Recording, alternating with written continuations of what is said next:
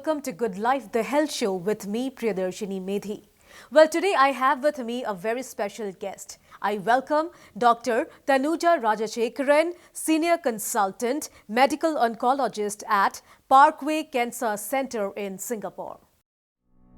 Dr. Tanuja Rajashekaran is a Senior Consultant, Medical Oncologist at Parkway Cancer Center in Singapore. She is experienced in general medical oncology with subspecialty interest in the management of lung, genitourinary, head and neck cancers, breast cancer, and geriatric oncology. She graduated from National University of Singapore and was awarded the Dean's List during her undergraduate studies in 2006. Thereafter, she obtained her postgraduate qualifications, Masters of Medicine, Internal Medicine from NUS, and her membership of the Royal College of Physicians, UK. Subsequently, she went on to complete her specialist training in medical oncology in the National Cancer Center, Singapore. Dr. Tanuja Rajashekaran has received numerous awards including Singapore Health Quality Service Awards in 2019 and 2022 as well as the European Society of Medical Oncology Fellowship Grant for her research in geriatric oncology. All right, so first of all, I welcome you, Doctor. Thank you so much for being here to be a part of Good Life, the Health Show. Thank you so much for having me. It's truly my pleasure to be here. All right, so first of all, Doctor, what is the role of a medical oncologist in cancer treatment?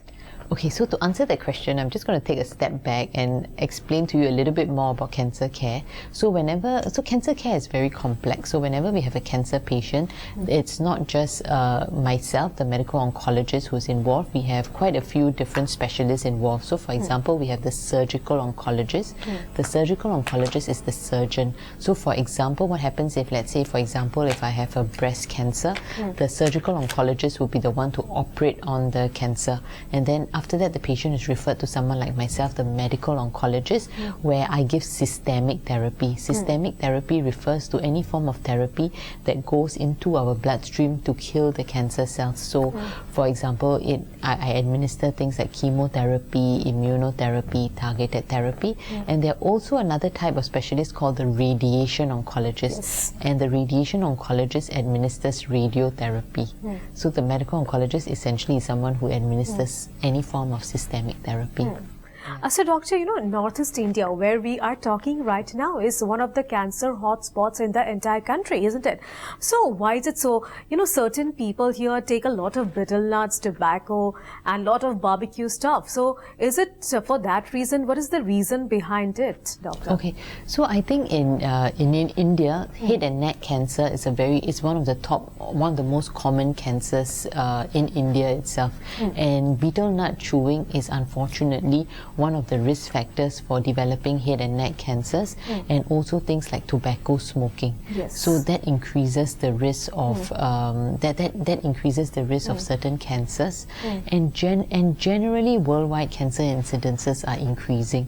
Also, cancer tends to be a disease of the older patient, and as our population ages, our cancer incidences tend to increase as well. Okay. And in fact, in Assam alone, we have 17 cancer hospitals. So are incidents of cancer increasing in this part of the region? So you're absolutely right. There are many different sort of cancers, and cancers are increasing generally in most countries. And one of the reasons, as I said, depending on the type of cancer, there are various risk factors. But also, I think a big part of it is also our lifestyle. So, for example, if you look at colon cancer, the colorectal cancer incidences are increasing very rapidly. Not only in places like where I come from, Singapore, or in the US, even locally in India, and that's really because one of the risk factors is our lifestyle. So increasingly we are going for more processed food, fast food, things that are more convenient, and that potentially has been postulated as a risk factor for developing these cancers. So for the sake of the benefits of our viewers, I would like to know what kind of lifestyle should we live so that to avoid such diseases. Okay, so I'll start off by saying that we cannot prevent cancer completely, right? But what we can do is to reduce our risk factors for getting cancer. So simple things, right? So if you're a smoker, definitely quit smoking, right? We know that smoking increases the risk of lung cancer. Yes. If you're exposed to secondhand smoke in the form in your workplace or at home, definitely decrease your exposure to secondhand smoke.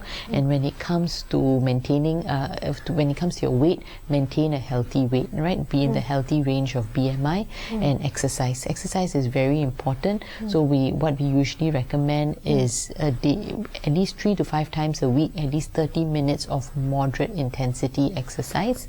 That is important.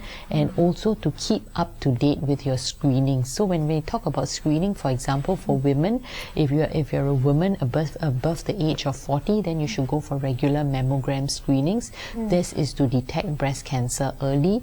And also for any woman who's sexually active, you should go for regular pap smears, and that is to detect cervical cancer. Which are very common nowadays. Yes. So, and then just moving on to that, we're going to talk about vaccinations. Yes. So basically, cervical cancer is one of the most common cancer in women. I think the second most common cancer in women in India, right? And cervical cancer is a highly preventable cancer. So the cause of cervical cancer is this virus called the human papilloma virus, right? So there's actually a vaccine against the human papilloma virus. And so if you have kids, both daughters and sons, right, you should vaccinate them. Usually encourage from above the age of 9 years old. We will encourage for both boys and girls to be vaccinated against the human papilloma virus. And this is very important because for ladies it decreases your risk of getting cervical cancer. And for the boys, human papilloma virus causes things like warts, right, anal warts, penile warts, and potentially can even cause things like penile cancer. So getting our young children vaccinated is an important step in preventing and decreasing the risk of cervical cancer in the long term. So maintaining a healthy life is very important to prevent cancer, isn't it? Absolutely. It seems like it's so easy to so say. Easy, right? To say, but sometimes I think the execution tends to be the difficulty, right? Exactly. So doctor, what are some of the early signs or warnings of cancer? So it really depends on the type of cancer. So we just talk about the common cancers, for example. So for example, if you talk about breast cancer, right, it's the most common cancer in women in most countries. So for example, if you feel a lump in your breast, right, so definitely go and seek medical attention early. Or for example, if you feel that you're having nipple discharge or there's changes of the skin around the breast, then those are signs that you say, hey, please go and see a doctor early. And it's also very important for women every month to do a breast self-examination so that you can pick out any lumps that are there. And if cancer is picked out early, you can, the chances of cure are much higher. So other common symptoms, like let's say for example lung cancer is another very common cancer, and lung cancer tends to be diagnosed at a very late stage because most patients don't have symptoms until it's very late. So it's important, for example, if you're a smoker, right? Smokers always have chronic cough, and most people think, oh, this is just a smoking related cough, I'm not going to do anything about it. But if you have a persistent cough that doesn't go away, if you have difficulty breathing, you're losing a lot of weight, unintentionally, then please go and seek medical attention early. So if you find that there's something that is not quite right, it's something that you haven't had, right? Please don't ignore it. Right. So if I were to give you an example, I had a very young lady that came to see me. She was having back pain, right? And she was having back pain for the longest possible time, and this was for the last 6 months, and she really didn't think about it because she's got 6 young children at home, and she says, oh, this is related to me doing all this mummy duties for my kids. And finally she had difficulty walking, right? And she's only 42 years old, and when she actually went for the scans, it was cancer had spread to the bones. It was colon cancer that had spread to the bones. Okay. Yeah. So, as I've already mentioned, doctor, since Northeast India is one of the hotspots of cancer, so I'm sure our viewers would like to know the do's and don'ts so that we can prevent it. Okay. Healthy weight, exercise, make sure you are keeping up to date with your screening, seek medical attention early, right? So If you are in doubt of your medical, if you have some symptoms that you're not so, you're not so sure about, just go and seek advice from a medical professional, right? There's nothing to lose from that.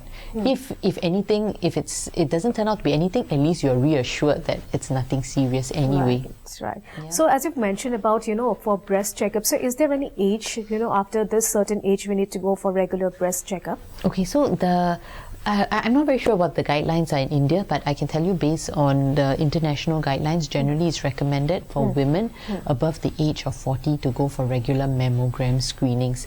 However, if you have a strong family history of breast cancer or ovarian cancer, then you may need to start screening earlier. So for example, if I have a family history, if my mother got breast cancer at the age of 40, I should be starting my screening for breast cancer at least 10 to 15 years earlier than the age that my mother got cancer. So if this is... So there's a chance.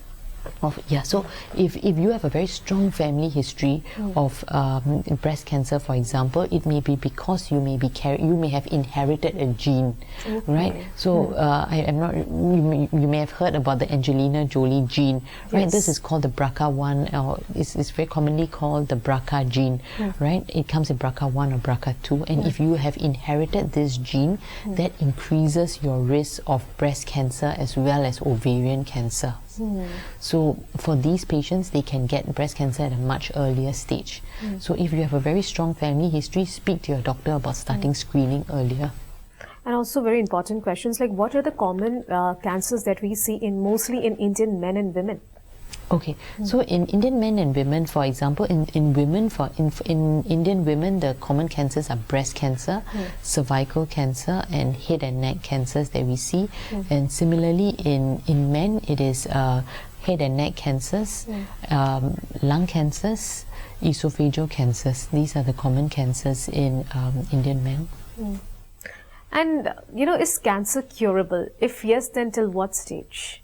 Okay, so that is a very difficult question to answer in short. But if cancer, it depends on the type of cancer you have and the stage of cancer you have.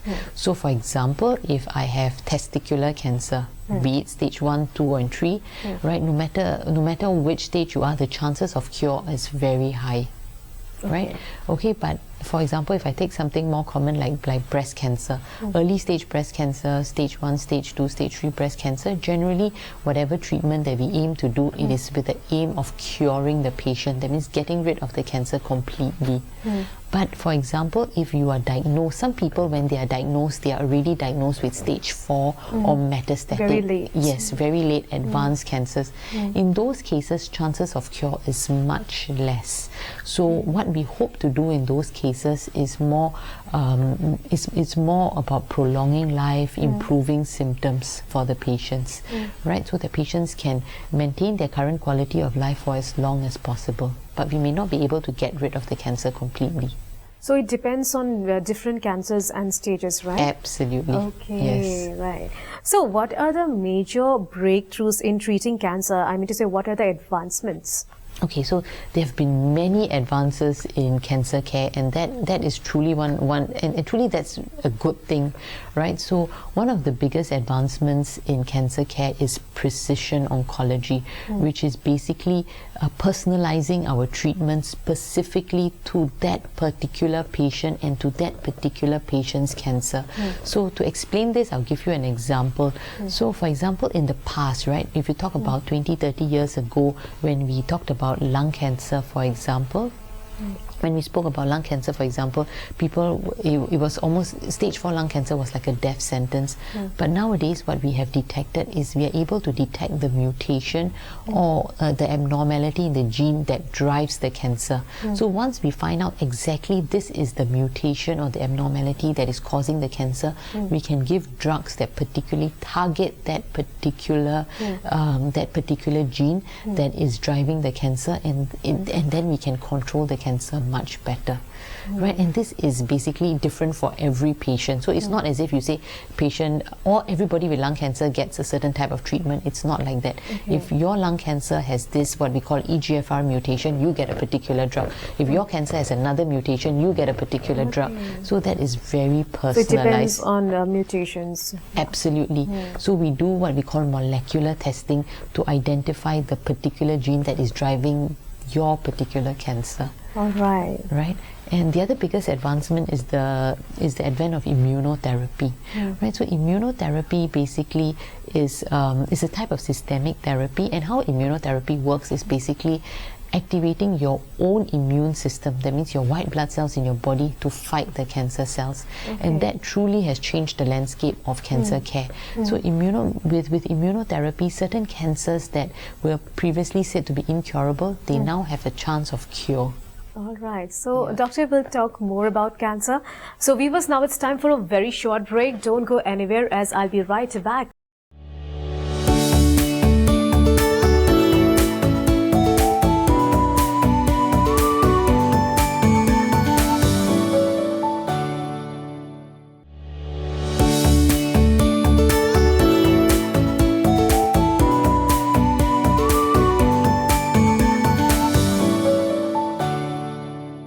Welcome back. You're watching Good Life, the Health Show with me, Priyadarshini Medhi. As I've already mentioned today, I have a very special guest with me. I have Dr. Tanuja Rajashekaran. So, Doctor, now coming back to you, for the sake of our viewers, I would like to ask you, do you think cancer will be completely curable in the near future? I truly hope so. I think we have many, there are many clinical trials, there are many, we've put in a lot of effort in terms of research to see whether we've got new treatment in terms of cancer vaccine, different types of immunotherapy. So hopefully in the near future, we may be cancer free, hopefully. Hopefully. Yeah. So now, Doctor, let's talk about chemotherapy. Many people, they are scared to go for chemotherapy for hair loss and various reasons. Yeah, so you're absolutely right, and that's a great question. And in fact, most people are very scared about chemotherapy. So I think the first thing to note is that cancer doesn't equal to chemotherapy. Right, so there are many different sorts of treatment available. Chemotherapy is one of the drugs available, and it's actually chemotherapy is one of the most effective drugs we have in the armamentarium of treatment for cancer patients. So you're right. Certain chemotherapy drugs can cause hair loss, but once the chemotherapy is stopped, the hair grows back. So this is not permanent. Number one. Number two, not all chemotherapy drugs cause hair loss. So it depends on the type of chemotherapy drug, and how we decide is based on the cancer. So certain cancers we use certain chemotherapy drugs, and like for example in colon cancer, the drugs that we use generally don't cause hair loss. Yeah. So, but even if you're on a chemotherapy that causes hair loss, it is not permanent. It's temporary. Besides, so again, it depends on the type of cancer that you have. So, besides chemotherapy, we have immunotherapy that I spoke to you about. Right? We spoke about immunotherapy and how it works. It works by essentially activating our own immune cells. Then we have targeted therapy. So, as we mentioned earlier, now that we know what's the genetic mutation that is driving certain cancers. We have oral targeted therapy, that is an oral drug that you can take. So that is targeted, that is what we call targeted therapy. We also have hormonal therapy. So for certain cancers that are hormonally driven, like prostate cancer and breast cancer, we have hormonal treatment as well. Okay. Yeah. So, what are the common mistakes when someone hears that he is or she is suffering from cancer? So, it's panic-stricken immediately. So, what are the common mistakes of cancer patients that may lead to poor outcomes? Okay, that's again a fantastic question, and you're absolutely right. So when someone is diagnosed with cancer, it is normal to feel fear, to feel panic-stricken, and to feel completely lost. Right? That's completely understandable. But some people choose to completely ignore it. So they go into denial. No, this is not cancer. I don't have cancer. They completely ignore it and hope that by ignoring it, the cancer will go away. But the cancer will not go away. The only thing that that will happen is that the cancer will continue to grow and it will spread to other parts of the body. And when you come in to seek treatment at a later stage, it is more difficult to treat the cancer.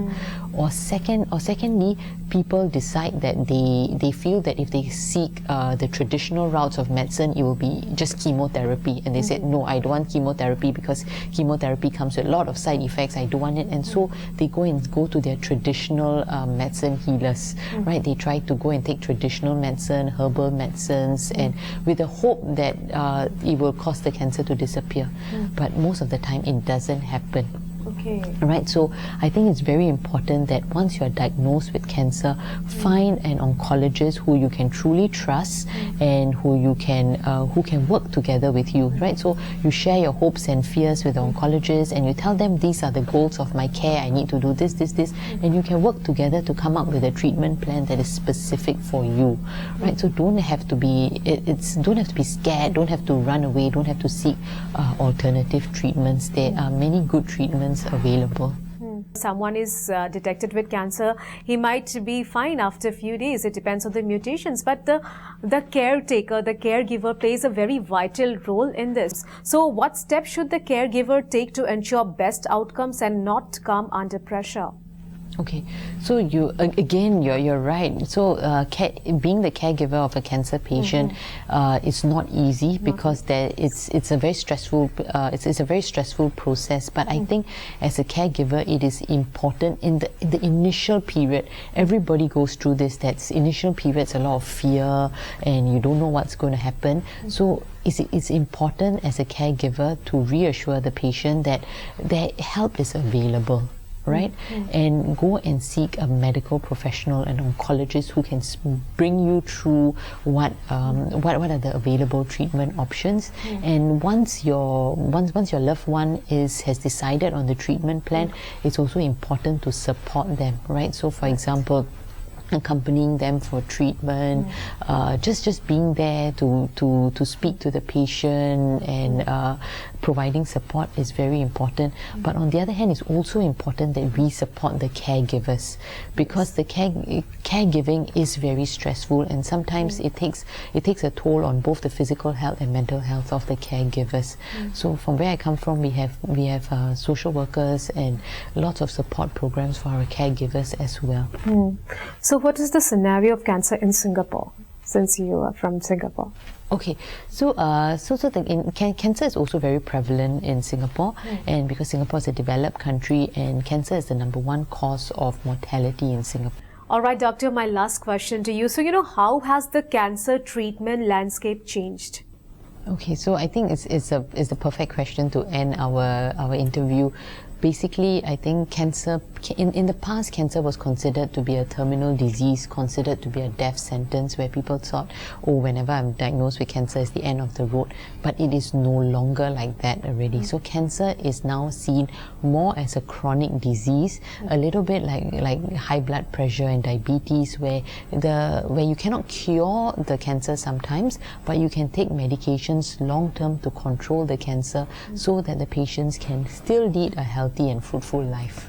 All right, so Dr. Tanuja Rajashekharan, thank you so much for joining us today in Good Life, the Health Show. Thank you so much for having me. It was truly my privilege. Thank you. Thank you. All right, that's all we have in this episode of Good Life, the Health Show. Keep watching Northeast Live. Thanks for watching and goodbye.